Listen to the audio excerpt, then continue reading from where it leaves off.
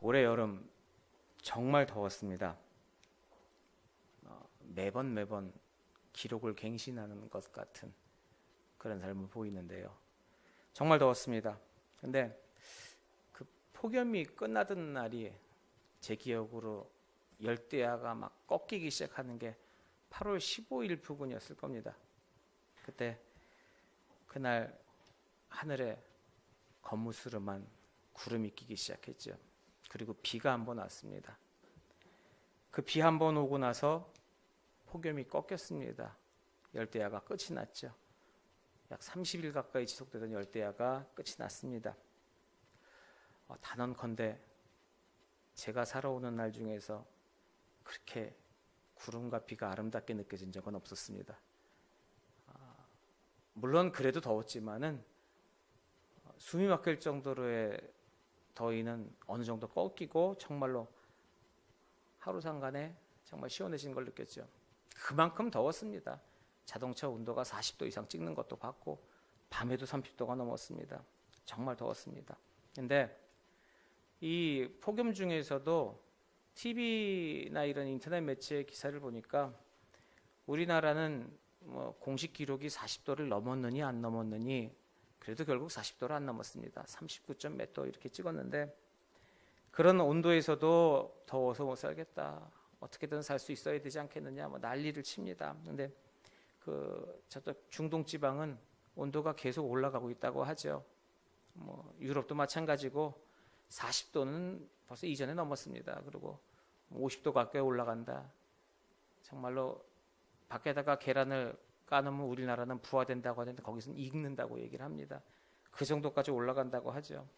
그러니까 그런 이야기를 듣고 나서 느끼는 게 우리도 더워 죽겠는데 저 아프리카 사람들, 중동 지방 사람들은 도대체 이 더위를 어떻게 살아갈까. 참 내가 덥다고 하는 거는 별로 더운 것도 아니구나라고 생각이 되더라고요. 하여튼 옛날부터 그 중동 지방 그 나라를 열사의 나라라고 불렀습니다. 열사의 나라. 이게 열사라는 게 유관순 열사를 얘기하는 것이 아니라 모래마저도 뜨겁게 달궈질 정도의 나라니까 얼마나 더운 나라라고 이야기하는 것입니까? 그 땅 자체가 모래가 아주 그냥 펄펄 끓을 정도의 땅이니 그 땅에 있는 모든 것들이 다 죽어 자빠질 수밖에 없는 것입니다. 그러니 땅이 광야가 되고 사막이 될 수밖에 없는 것이죠. 광야라고 얘기합니다. 우리들은 광야라고 얘기하는데 광야 그러니까 뭐 좀 있어 보이고 그래도 그 사막과는 다른 느낌으로 느끼긴 합니다. 근데 그게 그겁니다. 광야나 사막이나 비가 아주 안 오면은 사막입니다. 아예 비가 안 오면 사막입니다. 근데 비가 가끔 덜어 조금씩 떨어지면 광야입니다. 그러니 그게 그거죠. 둘 다 생명이 살 수가 없는 곳입니다. 생명이 유지할 수가 없는 곳이죠. 그래서 이 광야나 사막을 라틴어로 얘기하면 그 라틴어 광야나 사막이란 단어를 라틴어로 뭐라고 얘기하냐면 이제 버려진 땅 그런 의미로 광야나 사막을 표현합니다. 아예 버려진 것이에요. 쓸 수 없습니다. 어찌 보면 그 라틴어의 표현이 정확한 표현입니다. 버려진 것이죠. 어떻게 할 수 없는 버려진 땅이고 거기는 생명이 살 수 없는 그런 땅이다라고 이야기를 하고 있습니다. 오늘 본문의 말씀을 보니까요. 이 광야, 이 사막을 사람들이 건넜습니다. 쭉 건넜어요. 그리고 이 광야를 건너는데 40년 동안을 살아서 생존해서 40년을 건넜습니다.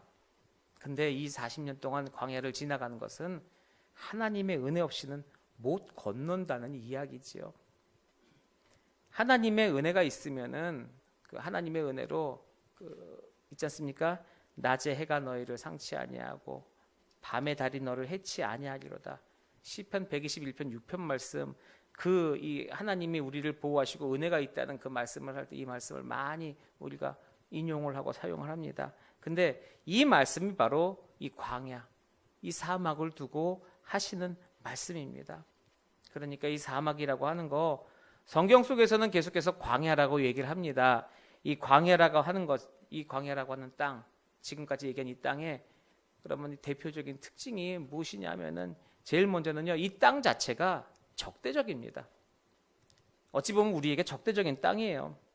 하나님이 주신 모든 환경들, 자연들, 모든 세상의 모든 것들이 전부 사람이 살아가는데 도움을 주는 그런 것들입니다. 그런 환경들이죠. 그런데 이 사막만큼은 그렇지 않다는 겁니다. 도움 주지 않고 오히려 사람들을 해한다는 이야기죠. 그래서 버려진 땅입니다. 그래서 거기에 있으면은 살기가 힘듭니다. 살아갈 수가 없습니다. 그 다음 두 번째, 광야나 사막의 특징은 뭐냐 하면은 길이 없습니다. 길을 만들 수가 없어요. 그 상인들, 대륙과 대륙을 이동하는 상인들을 대상이라고 얘기합니다. 영어로는 캐러반이라고 얘기하죠. 요즘 캠핑카를 캐러반이라고 얘기하는데 그게 그겁니다. 짐 싸들고 집 갖고 왔다 갔다 하는 사람들이 타던 거를 그 대상들을 캐러반이라고 하니까 요즘 우리가 그 캐러반 얘기하는 그 캠핑카 얘기합니다. 그 캐러반들 가끔 다니면서 사업 때문에 장사를 해야 되니까 이 사람들은 매번 다니는 길 목숨을 걸고 할아버지가 다니는 길을 아빠가 따라가고 아들이 따라가고 해서 거기로 왔다 갔다 합니다. 근데 가끔 이들이 지나가면은 좀 다져지기도 하고 평평해지기도 하고 길이 날만도 합니다. 우리나라에 산에 가면 오솔길 있잖아요. 계속해서 사람들이 밟으니까 풀이 죽어서 이렇게 되는데 이게 밟아 다져놓고 길이 될 만하면 바람 한번 훅 불면요. 모래가 뒤집어쓰고 흙이 뒤집어쓰면 다시 한번 그 길이 다 망가져버리고 말아요. 흔적도 없이 다 사라져버립니다. 길이 없어져 버려요. 그러니 들어가면은 나올 수 없는 곳이 됩니다. 그러니 사막은 생명이 있을 수가 없는 땅이고 생명이 들어가서는 버텨낼 수 없는 그런 땅이 되어버리고 만 것입니다. 그런 땅인 것이죠. 그런데 그 사막에서 이런 사막에서 생존해내는 것이 둘이 있습니다. 그 둘이 뭐냐? 하나는 낙타입니다. 그리고 또 하나는 선인장입니다. 얘네들 둘은 거기서 살아납니다. 살아갑니다. 참 대단한 놈들이죠. 그런 환경에서 도저히 다른 어떤 것들은 살아날 수 없는 환경에서 얘네들은 산다는 거죠. 우리 여기 살아갈 때 우리가 사는 땅을 그렇게도 얘기하잖아요. 이 광야 같은 세상, 이 사막 같은 세상 얼마나 힘들면 그렇게 얘기합니까? 그러면은 우리 이 땅을 그렇게 힘든 것을 사막 같다 광야 같다 얘기하는데 그 광야와 사막 같은 세상, 우리가 얘기하는 아무것도 살 수 없는 그 세상이라고 하는데 낙타하고 선인장은 살아난다는 얘기죠. 그럼 얘네들이 어떻게 해서 광야에서 살아나는지를 보면은 우리도 여기서 살 수 있지 않겠습니까?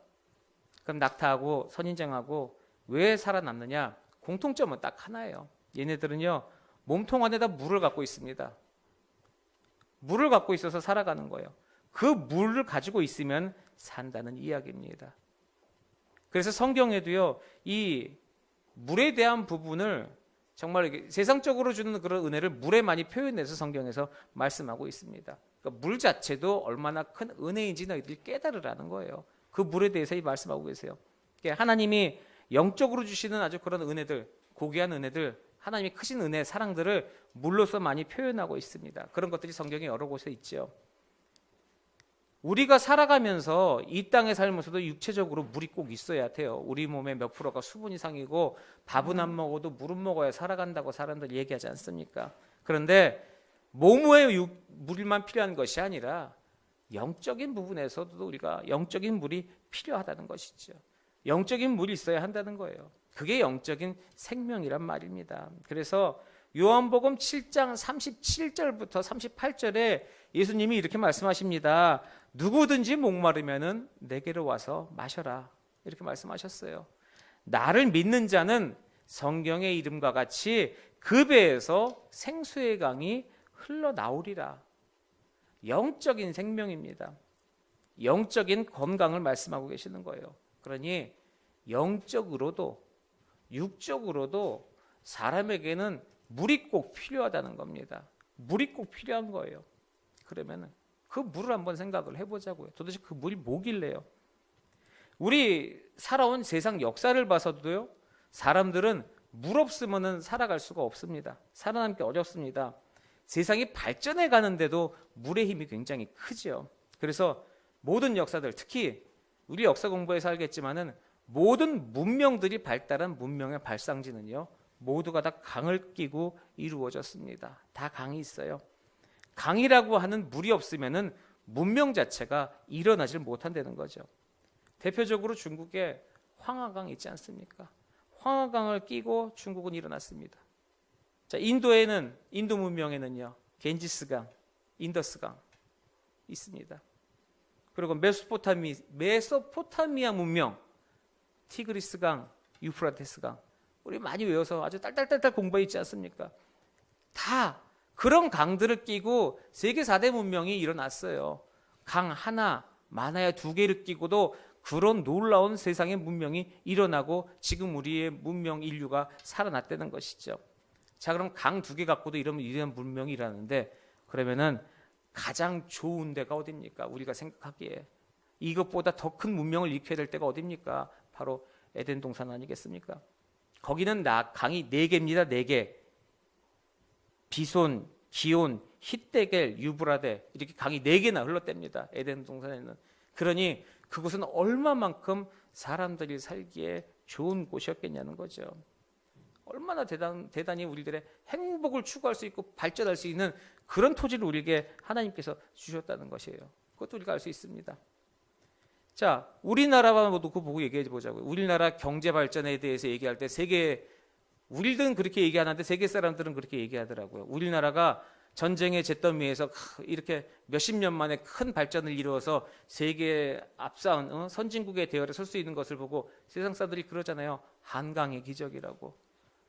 모든 사람들 그렇게 강을 연관을 시킵니다. 그만큼 물이 우리에게 주는 그런 영향력은 엄청난 것이고 인간은 물 없이는 살 수 없기 때문에 또한 사람들의 문명은 강 빼놓고는 물 빼놓고는 이야기할 수 없기 때문에 그렇게 이야기하는 것이죠. 그런데 저 먼 곳에 아프리카 땅이라는 곳이 있습니다. 이 아프리카 땅은요 원래 자연 환경이 전부 사막이에요. 사막. 그럴 수밖에 없습니다. 비옥한 땅이 별로 없어요. 근데 그 중에 정말로 조그맣게 약간의 비옥한 땅이 있습니다. 그게 어디냐? 애굽입니다. 애굽. 애굽이 비옥한 땅이에요. 그래서 사람들은 애굽에 대놓고 그렇게 얘기하잖아요. 나일강의 선물이다. 나일강을 끼고 있는 거예요. 거기도 물이 있거든요. 그래서 중동 지방의 그곳에만 비옥한 땅을 갖고 살아가고 있는 거예요. 나머지는 비옥하지 않습니다. 거기만 그렇게 발전을 했어요. 자, 이 아프리카의 애굽을 떠나서 이제 이스라엘 백성들이요. 애굽에 있다가 아프리카의 비옥한 애굽의 땅에 있다가 중동 지방으로 가는 거예요. 근데 시간이 40년을 걸려서 이제 이스라엘 백성들이 이동을 합니다. 이것을 보고 우리는 출애굽이라고 이야기를 하죠. 이 출애굽이라는 것, 출애굽이란 단어, 비옥한 땅을 떠나서 사막으로 나갔다는 이야기예요. 어찌 보면 정말 심각한 이야기 아닙니까? 잘 살고 있고 행복했던 그곳을 버리고 왜 생명이 살 수 없는 그 사막으로 나가느냐 이거죠. 이 성경에서 이야기하고 있습니다. 출애굽할 때요. 성인 남자들만 이스라엘 백성들 성인 남자들만 60만 3,550명이 나갔다고 해요. 성인 남자들 60만 3,550명이면요.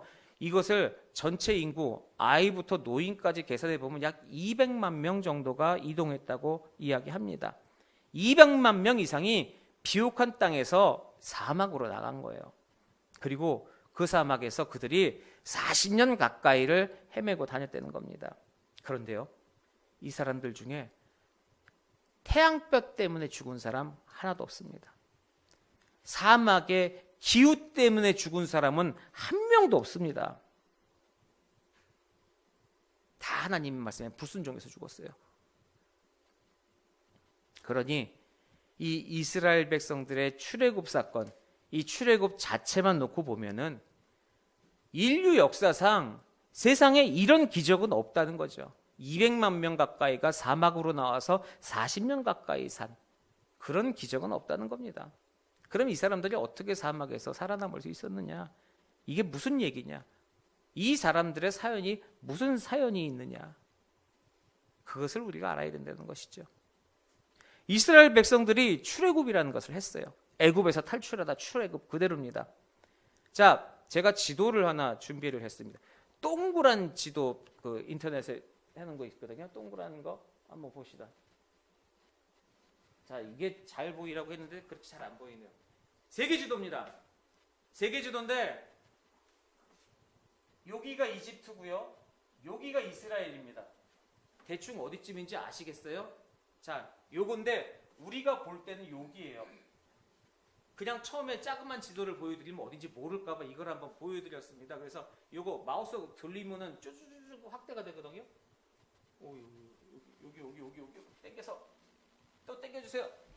더 쭉쭉쭉쭉쭉 들어가면은 자, 쭉쭉 들어오죠? 오, 이렇게 들어간다고 보시면 되고, 자, 제가 두 번째 화면 저거 준 거 사진 이제는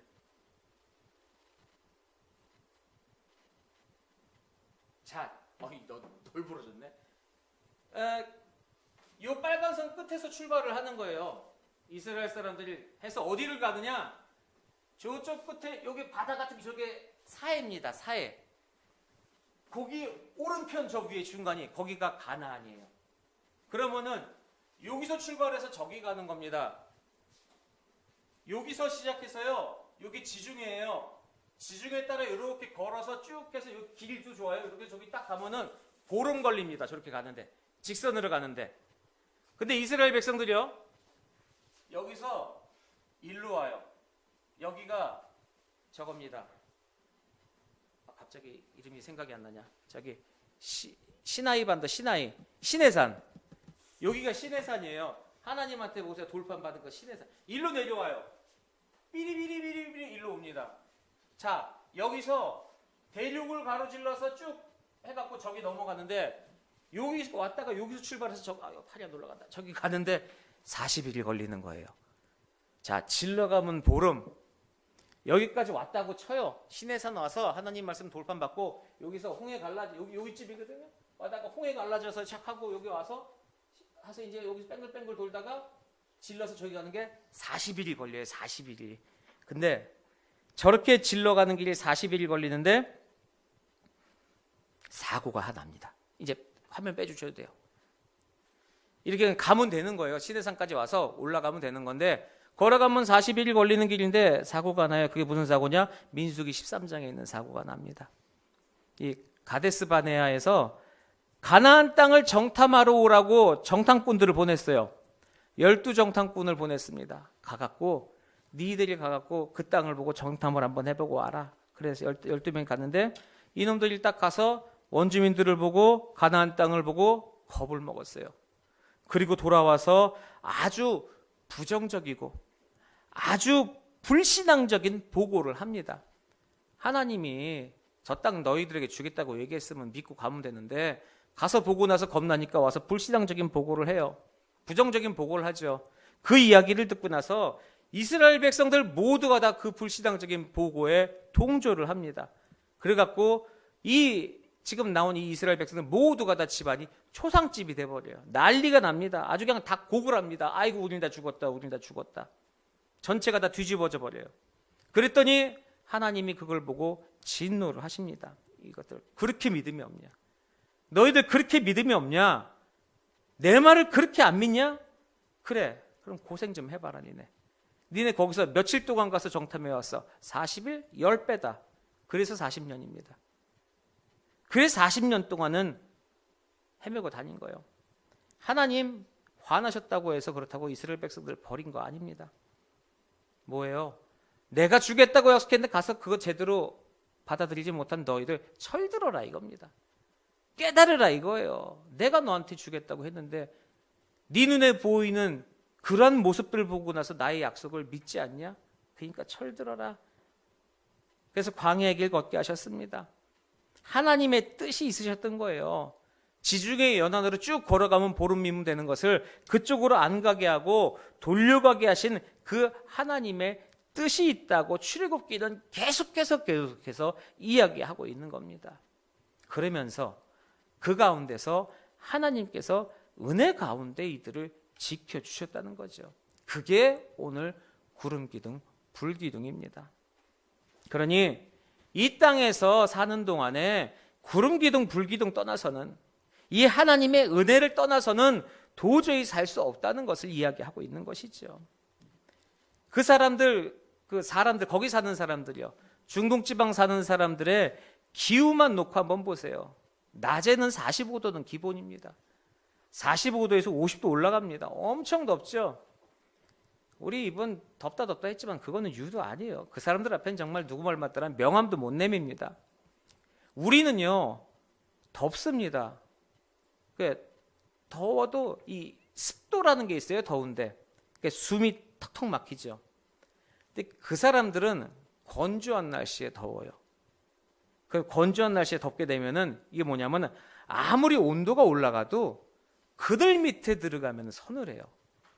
햇볕을 바로 안 받으면은 살만하다는 거예요. 자, 그런 구름이 오늘 나옵니다. 그 구름입니다. 40도, 50도 올라가는 온도에 구름이 나타나는 거예요. 이 구름 밑에만 들어가면 서늘하고 시원하다는 거죠. 광야 그 50도, 60도 가까이 올라가는 광야에서도 왜 안 죽어? 이제 구름 밑에 들어가 있으면은 은혜가 있다는 거예요. 산다는 거예요. 그러니까 우리도 살아가면서 이 구름 밑에 산다는 거, 하나님의 은혜 밑에 산다는 거, 이거를 오늘 본문 말씀이 하나님께 받는 그런 기막힌 은혜다라고 이야기하고 있는 것입니다. 자, 낮에는요 체감온도 50도까지 올라갑니다. 근데 밤에는요 저녁에 체감온도는 영하예요. 영하 0도 가까이 떨어져요. 10도 밑으로 떨어집니다. 일교차가 대단히 떨어집니다. 저녁에는 불기둥입니다. 그러니 어떻게 돼요? 낮에는 구름, 밤에는 불. 주일학교 때 낮에는 불기둥, 낮에는 구름기둥, 밤에는 불기둥 주문처럼 외우고 다녔지만 이야기는 결국은 밤이든 낮이든 24시간 내내 돌봐주시고 인도하신다는 거죠.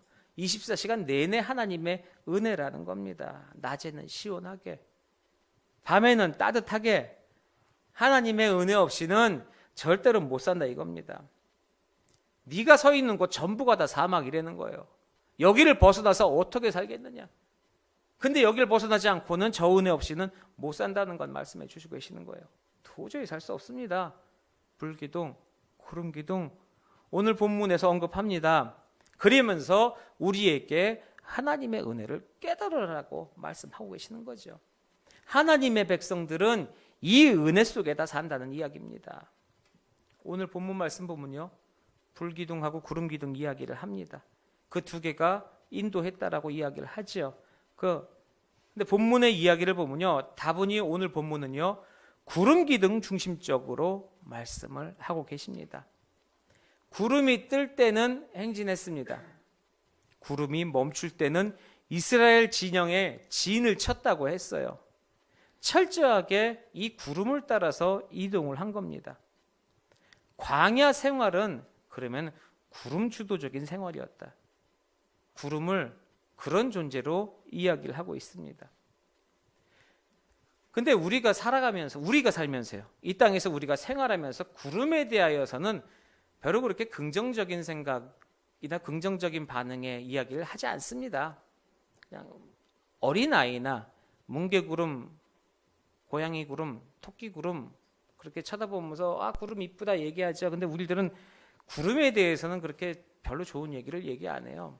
그 중에 하나의 표현이 그 뜬구름이라는 얘기 하지 않습니까? 뜬구름 잡는다고. 뜬구름이 뭐예요? 호황된 것을 생각한다고 이야기합니다. 그래서 구름이라는 것에 대해서 이미지가 별로 좋지 않습니다. 그래서 구름에 대한 이미지를 우리는 잘못 받아들일 수도 있는데 성경을 찾아보시면요 100%는 아닙니다. 100%는 아닌데 거의 대부분을 구름을 정말로 하나님의 은혜롭게 묘사를 하고 그렇게 이야기를 하고 있습니다. 오늘 성경에 나온 이야기도 벌써 구름 기둥이라는 구름에 대해서 은혜롭게 이야기하고 있지 않습니까? 이것 말고 구름에 대해서 그러면은 얼마나 은혜롭게 성경에서 얘기하고 있는지 대표적으로 3가지 정도만 찾게 되면요. 제일 먼저 말씀이 사도행전 1장 9절에 나옵니다. 무엇이냐? 사도행전 1장 9절에 주님께서 승천하실 때요. 구름 속으로 올라가셨습니다. 그리고 마태복음 24장 30절에요. 주님 재림하실 때 구름 타고 오신다고 얘기하셨습니다.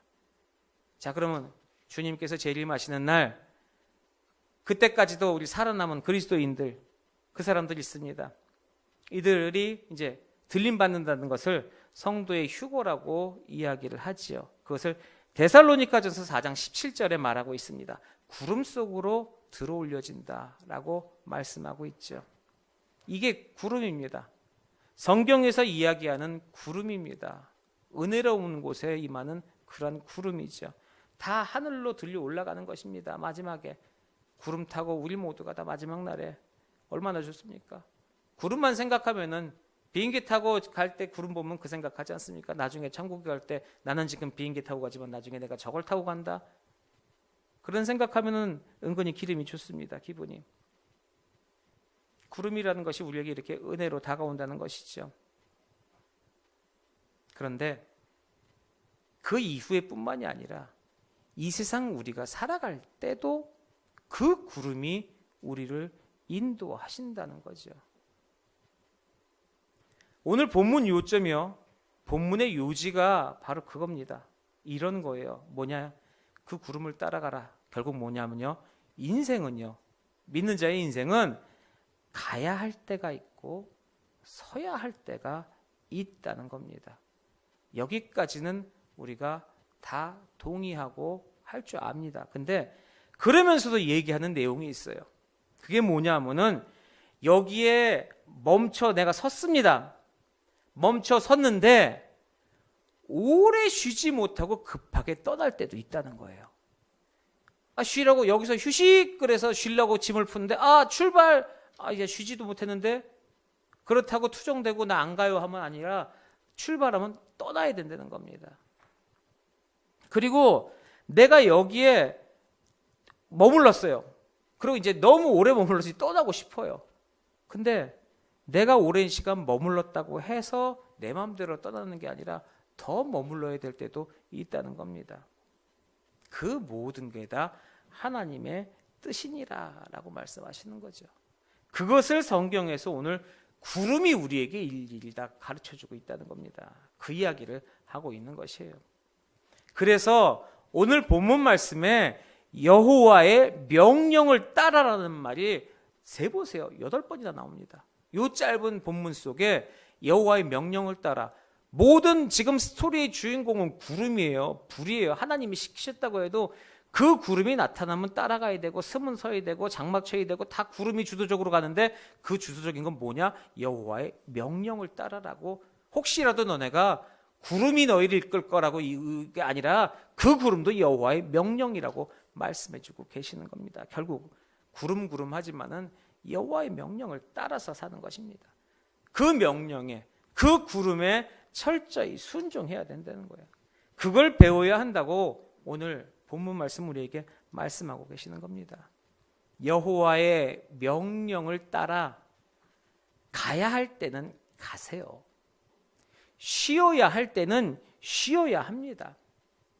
조금 쉬다가 힘들어서 조금 쉬다가 조금 몇 개 못 쉬었지만은 주님께서 가라 하시면은 또 가야 합니다.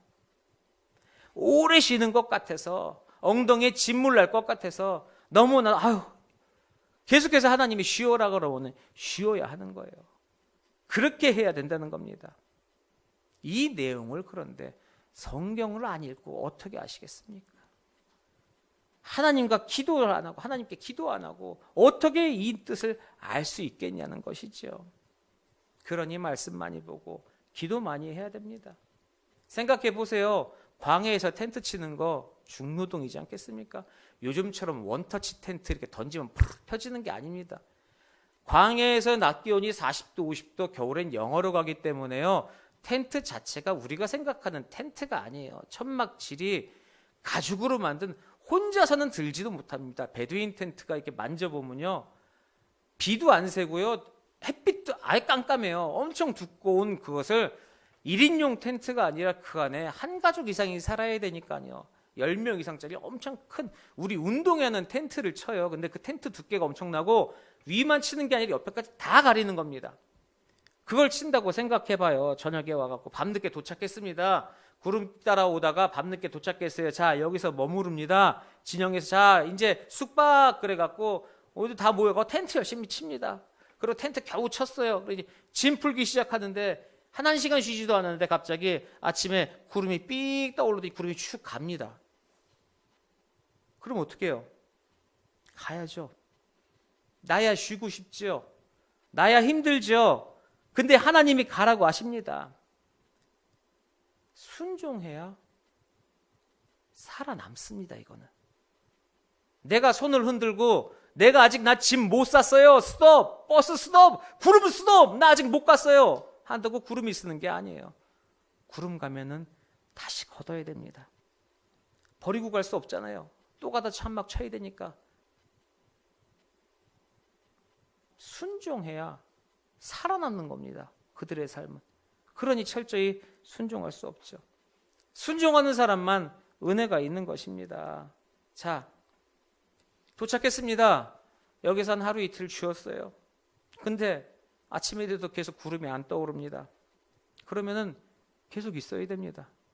계속 쉬어야 됩니다. 근데 욕심이 나요. 가나안에 빨리 가고 싶어요. 가나안에 빨리 가서 도착해야겠어요. 난 못 참아. 빨리 가야겠어. 그래서 나 혼자 짐 챙겨서 떠납니다. 그러면 죽는 겁니다. 그때 짐 챙겨서 떠나면은 죽을 수밖에 없는 거예요. 보호하시는 인도하시는 하나님의 은혜가 없는데 어찌 그 광야에서 살아남겠습니까? 그러니 구름 떠오를 때를 그 하나님의 명령을 확인하라는 이야기입니다. 명령 나오기 전까지는 꼼짝하지 말고 기다리라는 이야기지요. 그러니 이러한 이치를 보면요, 이러한 이치를 우리에게 영적으로 참 잘 적용을 해보면요, 사도 바울의 전도 모습 있지 않습니까? 1차, 2차, 3차 선교여행 갔습니다. 그 사도 바울의 동선과 사도 바울의 모습을 보면요, 바로 그 구름을 보면서 떠나갔던 이스라엘 백성들의 순종하는 모습을 볼 수 있다는 겁니다. 어느 곳에는 사도 바울 오래 있었어요. 또 어디는요, 하루 이틀밖에 안 있다가 빨리빨리 움직였습니다. 성경에 자세하게 내용이 안 나와 있어도요, 이거는 이 내용만 봐도 사도 바울 철저하게 하나님의 뜻에 따라 움직인 겁니다. 내 욕심과 내 판단 가지고 여기를 조금 더 부흥시키고 다른 데로 움직이는 것이 아니라 하나님이 가라 하면 움직인 것이고 하나님이 서라 하면 거기서 그대로 있었던 거예요. 그래서 데살로니카에는 3주 있었습니다. 사도 바울이. 그리고 나서 고린도의 교회 가서는 고린도에서 1년 있었습니다. 1년 반. 에베소에 가서는요 3년 있었습니다. 근데 어디는 하루 있다 떠나고 이틀 있다 떠나고 3일 있다 떠나고 구름을 따라 이동하는 이스라엘 백성처럼 선교지를 다닌 그런 사도 바울의 모습이었다는 거죠. 그렇게 다녀야 하는 것입니다. 그렇게 살아야 하는 것이에요. 그런데 우리 세대에 사는 현대인들 너무 급합니다. 정말 급합니다. 그리고 무리해요. 빨리빨리 하려고 해요. 많은 걸 하려고 합니다. 그런데요, 본인이 내가 정말 철저하게 365일 불철주야, 내가 밤잠도 설치고 주의 일만 했습니다, 이런 식으로 자랑하지 마세요. 구름 머무르면 쉬어야 합니다. 쉴 때 쉬는 것도 이것도 신앙이고 이것도 하나님의 일입니다. 하나님은 우리를 너무나도 잘 아세요. 너 그렇게 달리다가 너 쓰러진다. 너 그렇게 달리다가 식족한다. 쉬어가라, 쉬어가라, 쉬어가라 말씀하시는 겁니다. 내 마음속의 열정과 내 마음속의 욕정이라고 얘기할 수 있습니다. 욕심을 가지고 하나님이라 한다고 계속해서 달려가다가는 지쳐 쓰러지고 만다는 거예요. 쉬라고 얘기할 땐 쉬는 겁니다. 이것도 신앙입니다. 사도행전 27장을 보면 그런 말씀이 있습니다. 자, 이거 사도행전 기사 중에 유명한 기사인데요. 사도 바울이 죄수의 몸으로 로마에 이제 압송을 당해요. 압송을 당하면서 이제 배로서 압송을 당합니다. 그래서 이제 배를 타고 배가 떠나요. 배가 떠나가 이렇게 배가 가다가 미항이라는 곳에 도착을 합니다. 그러니까 미항에 도착을 해서 이제 배 안에서 의견을 나누게 되죠. 무슨 이제 사도 바울 같은 경우에는 확실하게 하나님의 말씀을 듣고 하나님의 계시를 받았습니다. 하나님의 뜻을 분명히 깨달아요. 그래서 사도 바울이 뭐라고 얘기하느냐? 이제 곧 겨울의 시작이니까 이곳에서 월동하고 가야 된다 이겁니다. 여기서 겨울 낳고 가야 된다라고 사도 바울이 이야기를 했습니다. 근데 선장하고 선주는요, 아니다. 좀만 더 가면은 베닉스다. 이 베닉스, 오늘 성경에 보면 베닉스라고 하는 이 베닉스가 영어로 피닉스입니다. 피닉스. 그러니까 그 피닉스라는 곳이 굉장히 살기 좋은 곳인가 봐요. 여러 가지 놀기도 좋고 편하고 막 이러니까 어떻게든 조금 더 가서 거기서 겨울을 나자라고 얘기를 한 거예요. 그런데 이 호송 책임자가 백부장인데 사도 바울의 이야기를 듣는 것이 아니라 선장과 선주의 말을 듣습니다. 그리고 나서 출발하죠. 그러다가 유라굴로 광풍을 만났어요. 배 안에 276명 있었는데 다 죽을 뻔했어요. 정말 그 말 듣고 갔다 다 죽을 뻔했습니다. 그 사람들 사도 바울 때문에 다 산 거예요. 결국에는. 자, 보세요. 무리해서 많은 일 했다고 잘난 체 하지 마시라는 거예요. 하지 말고 쉬어야 할 때는 쉬어야 되는 것입니다. 여기서 겨울을 나자 하면 거기서 겨울 나고 가야 됩니다. 하지 말아야 할 때가 있다는 거예요. 근데 우리들은 그렇지 않아요. 너무 욕심이 많습니다. 세상 일을 하는데도요. 그래서 무리하는 일들이 많죠. 빨리 가고 빨리 가서 급하게 먹고 급하게 하고 절대로 좋은 거 아닙니다. 예전에 수영이나 육상 경기 같은 거 올림픽 보면요. 부정 출발이라고 처음에 꼭 먼저 이렇게 튀어나가는 사람들이 있어요. 그럼 팡 해갖고 2번인가 3번 기회를 줍니다. 근데 한 2, 3년 전 어느 때부턴가 부정 출발 한 방 하면 한 방에 그냥 실격이에요. 그 사람은. 기회 다시 안 줍니다. 한 번 빨리 나가고 규칙 어기면 그냥 거기서 실격이라는 거예요. 현대 우리 그 바삐 사는 사람들 꼭 고쳐야 할 것 있습니다. 잘못된 습관이죠. 올바른 용어는 아닌데 이 이야기를 하면 모든 사람들이 알아듣기 때문에 제가 이 말을 하겠습니다. 못 먹어도 고. 요즘 현대인들이요. 못 먹어도 고예요. 근데 꼭 그러다가 탈납니다. 못 먹어도 고하다가 결국에 탈이 나요. 못 먹는 거 먹어요. 장사하는 사람들이요. 장사에 성공하기 위해서 소비자의 소리에 귀를 기울입니다.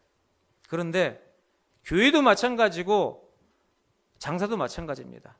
교회는 하나님의 말씀이 중심이 되고 하나님의 철학과 그러니까 하나님의 마음과 하나님의 방법으로 움직여야 되지 성도들을 사람들의 말에 귀 기울여서 거기 따라가면 교회는 넘어집니다. 장사도 장사 철학과 기본 마인드하고 한 가지 방법이 있어야 됩니다. 손님들의 이야기는 참고입니다. 어떤 사람이 와서 여기 음식이 너무 짜네? 난 아닌 것 같아. 짜다니까 물 붓습니다. 다음 사람이 와서 왜 이렇게 싱거워? 그럼 소금 넣습니다. 그 사람은 장사하면서 계속 소금 넣다 물 넣다 계속 그것만 합니다. 나중에 국이 이만큼이 되죠. 집에 갖고 와서 식구들과 나눠 먹어야 돼요. 온 사람들 한 사람은 원래부터 짜게 먹는 사람이에요. 그 사람은 싱거울 것이고 참고로 해야 되는 건데 그거 다 듣고 그대로 따라가요. 자, 사람들이 급하니까 장사하는 사람도 급해져요. 빨리빨리 하려고 노력합니다. 그러니 죽어나는 사람들 누가 죽어나요? 라이더라고 얘기하는 배달하는 애들만 죽어나는 거예요. 시간제로 안 하면 큰일 나니까. 뭐 피자 30분 넘으면 돈 안 받습니다. 이런 거 되게 많았잖아요. 그러면서 성공한 게 있는데 어떤 중국집 사람이 성공을 했습니다.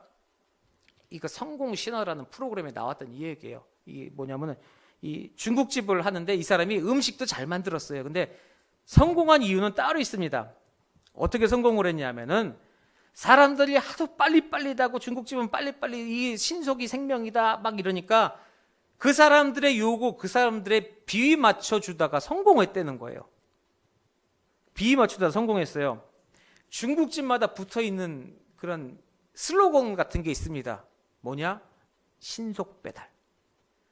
거기보다 좀 더 발전한 게 뭔가 총알 배달 뭐 이런 거 있잖아요. 신속 배달, 총알 배달.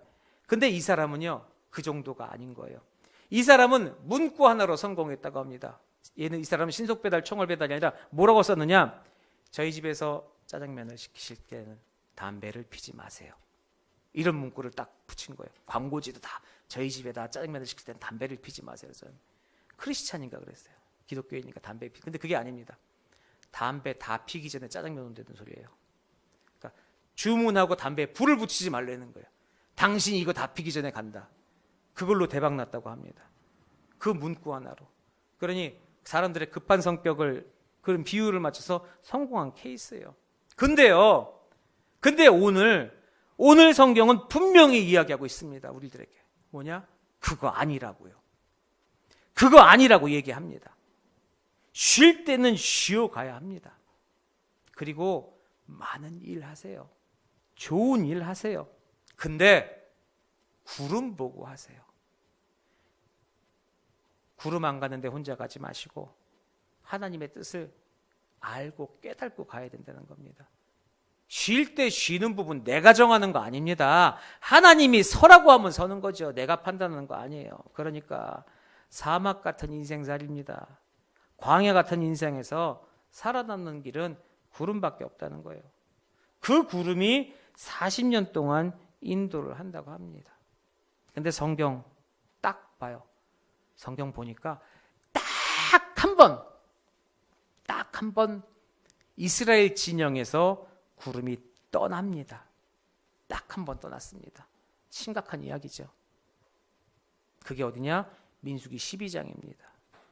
민수기 12장에 모세가요, 이제 십보라가 죽고 난 다음에 후처로 구스 여자를 얻었어요. 그랬더니 여기에서 모세의 누나하고 형, 아론하고 미리암이 모세한테 반발하고 반항을 합니다. 뭐라고 하느냐? 여호와가 모세와만 말씀하셨냐? 우리와도 말씀하지 않으셨냐? 그러니까 이제 하극상을 한 거예요. 니만 하나님과 교통하냐? 나도 하나님께 기도하고 나도 하나님과 통행한다. 그랬더니 하나님이 진노하십니다. 니 셋 다 이리 나와. 부르시죠. 불러요. 그리고 미리암하고 아론한테 말씀하십니다. 뭐라고 말씀하시느냐? 내가 너희들하고 이야기한 거하고 모세한테 이야기한 거하고는 질적으로 차원이 다르다라고 말씀하세요. 어떻게 나의 종 모세를 비방하기를 두려워하지 않느냐라고 혼을 내십니다. 그리고 민수기 12장 10절에요. 구름이 떠나고 미리암은 나병 들었습니다. 교회 세우시고 주의 종 세우시고 하나님 말씀 전하는 사람 세웠는데 이 질서를 무너뜨리고 주의 종 비방하다가 구름 떠난 거예요. 하나님 비방하다가 구름 떠난 거예요. 내 욕심으로 내 욕심이죠. 욕심으로 내세우다가 구름이 떠난 겁니다. 이 사건이 일어나고 나서 모세가 간절히 기도합니다. 뭐라고 기도했냐고요? 미리암 그를 고쳐주시옵소서 기도합니다. 나 비방한 사람이에요. 나 몰아내려고 한 사람입니다. 나 누르고 자기들 잘 내려고 한 사람이에요. 역적입니다. 어떻게 보면. 근데 그 역적을 위해서 기도합니다. 정말 모세 대단한 사람. 이 생각이 들기보다는요. 왜 하나님이 모세를 지도자로 세우시고 왜 하나님이 모세를 그렇게 총회하시는지를 여기에서 알 수 있는 겁니다. 우리가 할 수 없는 일입니다. 하나님의 사람과 하나님의 말씀을 전하는 사람은 하나님이 세우신 사람, 그 구름 보고 같이 걸어가려는 겁니다. 그 기도, 그 회개, 그 사건 이후에 구름이 다시 돌아옵니다. 우리들의 그런 불신앙 때문에 구름 떠나가게 하면 안 됩니다. 또 우리의 불신앙 때문에 우리가 구름을 떠나서도 안 됩니다. 그 구름의 은혜 가운데서 살아가야 한다는 것이죠. 그 구름이 가는 길은요 정확합니다. 하나님의 뜻에 따라서 가는 길이기 때문에 정확해요. 우리가 가면서 다음에 어디로 가요? 이렇게 가요? 묻지 않아도 돼요. 그 구름은요 절대로 애굽으로 안 돌아갑니다. 편안하게 먹고 이렇게 거기서 고생하느니 차라리 애굽에서 배불리 먹다 죽는 게 나아. 그런 생각을 가질 다시 여러분들을 세상으로 돌리는 그런 방법으로 다시 세상을 향해서 그 구름은 가지 않는다는 거예요. 철저하게 그 구름은요 가나안 향해 갑니다. 그러니까 그런 기도하지 마세요. 애굽으로 돌아가게 해달라는 그런 기도하지 마시라는 거예요. 구름의 행선지는 가나안입니다. 구름의 방향은 가나안이에요. 그 하나님의 뜻으로 가는 겁니다. 그리고요 그 구름이요 광야에 40년 동안 그 생명 주시고 은혜 베풀어 주시는데요 그 안에서 구름이 인도하는 것은 한 사람이 아닙니다. 이스라엘 공동체를 인도하신 거라는 것이지요. 이 구름이 오늘은 교회 공동체를 인도하십니다. 교회 공동체 이탈하는 거요. 구름 밖으로 나가는 겁니다. 하나님이 만드신 귀한 공동체입니다. 오늘 본문 말씀대로 보면요, 오늘날의 교회는 구름 공동체라고 이야기할 수 있어요. 다 함께 하나로 보시고 하나님께서 인도하여 주신다는 말이죠. 구약에서는요, 이렇게 하나님의 섭리, 하나님의 인도하신 모든 것들을 하늘을 보고 알았어요. 하늘에서 나오는 여러 가지 상황을 보고 구약에서는 알았죠. 구름을 보고 알았습니다. 불기둥을 보고 알았습니다. 가나안 땅에 들어가서도요, 여호와의 성전에는 구름이 있었어요. 그걸 세키나라고 얘기합니다. 하나님의 영광, 세키나의 영광. 하나님의 성전에는 구름이 있었어요. 그러다가 신약에 와서는요, 주님이 육신 입고 이 땅에 오셨어요. 그때는요, 우리가 구름이나 그런 것이 아니라 그 주님을 보고 알았습니다. 그리고 그 주님을 따라다녔잖아요. 구름 따라다닌 게 아니라 예수 그 주님을 따라다녔어요. 지금은 우리는 성령 시대, 교회 시대에 살고 있습니다. 안 보입니다. 따라갈 것이 이제 눈에 안 보여요. 구름도 없고 예수님도 없습니다. 그럼 우리는 어떻게 살아야 돼요? 그 주님 대신 예수님이 떠나시면서 말씀하시는 게 있지 않습니까? 성령을 너희에게 보내주겠다. 이제는 성령의 인도하심을 받는 겁니다. 이게 구약의 구름과 같은 거예요. 그러니까 이제 우리가 성령의 인도하심을 받으려면 오늘 구약의 말씀을 읽으면서 이스라엘 백성들을 부름기둥 불기둥으로 이렇게 인도하셨구나. 지금도 성령의 인도하심으로 나를 저렇게 인도하시는구나라는 것을 알아야 하는 것이죠. 어떻게 해야 그럼 성령의 인도하심을 받겠습니까? 예배하는 자, 말씀 읽고 기도하는 자, 여기에만 성령이 역사하십니다. 다른 것 없습니다. 예배하시고 말씀 보고 기도하고 열심히 예배하세요. 열심히 말씀 읽으세요. 열심히 기도하세요. 거기에만 하나님의 은혜가 있습니다. 이런 귀한 말씀이 오늘 본문 말씀이라는 것이죠.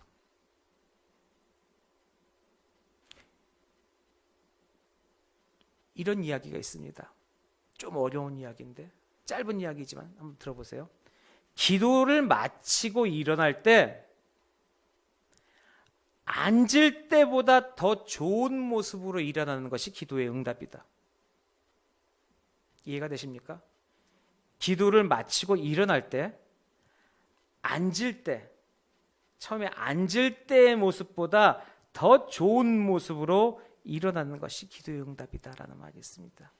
이게 뭐냐면요, 정말 기도 잘하는 사람은요, 주시옵소서 주시옵소서가 아닙니다. 정말 기도 잘하는 사람은 잘 듣고 하나님의 뜻대로 살겠습니다. 하겠습니다. 그렇게 하면서 일어나는 사람이 정말로 기도 잘하는 사람이고 그게 기도의 응답이라는 겁니다. 앉을 때 주시옵소서 주시옵소서, 설 때는 그렇게 하겠습니다. 끝까지 주시옵소서 주시옵소서. 그거는 구름의 인도하심을 받는 것이 아니라는 것이죠. 내가 지금은 가고 싶은데 있으라 하시면 있겠고, 나 이제 조금 쉬고 싶은데 그래도 가라 하시면은 내가 가겠습니다. 그것이 구름을 쫓는 신앙이라는 것입니다. 이사야서 63장 14절에요. 하나님께서 광야의 이스라엘 백성들을 이렇게 인도하셨다라고 표현하고 있습니다. 뭐냐? 이사야서 64장 14절에 여호와의 영이, 여호와의 신이 그들을 골짜기로 내려가는 가축과 같이 편히 쉬게 하셨도다.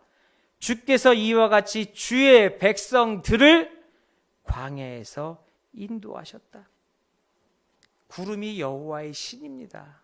지금은 그 백성들을 여호와께서 인도하신다는 것, 그 인도하심을 깨닫는 것, 그것이 구름 신앙의 사람이라는 것이죠. 그 구름을 보고 하나님의 뜻과 명을 안다는 것이죠. 우리는 말씀을 읽습니다. 그리고 기도합니다. 그 안에서 하나님의 분명한 음성을 듣습니다. 그게 여호와의 명령에 따라 사는 겁니다. 오늘 본문 말씀이요, 한마디로 딱 줄여서 얘기하면요, 딱 이겁니다.